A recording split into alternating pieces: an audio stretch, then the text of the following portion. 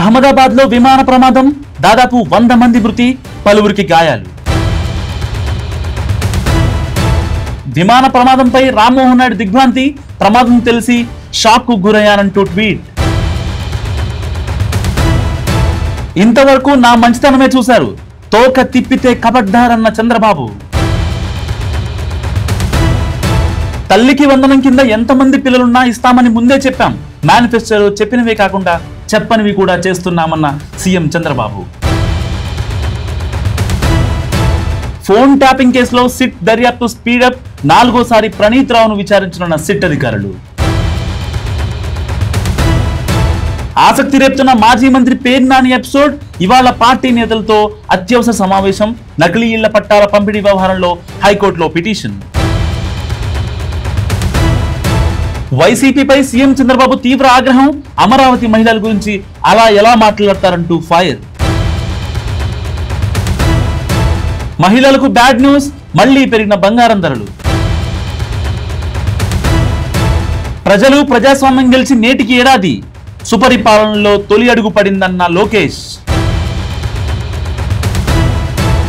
WhatsApp కు పోటీగా Elon Musk app, phone number అవసరం లేకుండానే ఎక్స్ చాట్ తో యాప్ వారంలోగా అందుబాటులోకి వచ్చే అవకాశం.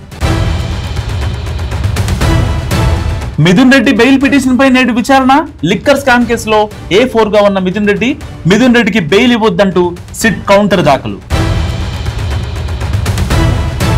లాస్ ఏంజల్స్ లో కర్ఫ్యూ, అత్యవసర పరిస్థితిని ప్రకటించిన మేయర్, అక్రమ వలసదారుల అరెస్టులకు నిరసనగా ఆందోళనలు.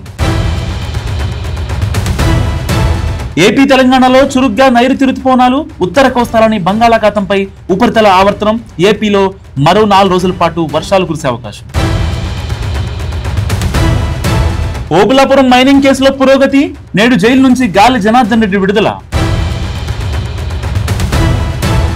ఏపీ సేవా పోర్టల్ పునరుద్ధరణ, యథావిధిగా సేవలు కొనసాగింపు, ధృవీకరణ పత్రాల సేవలు అందుబాటులోకి.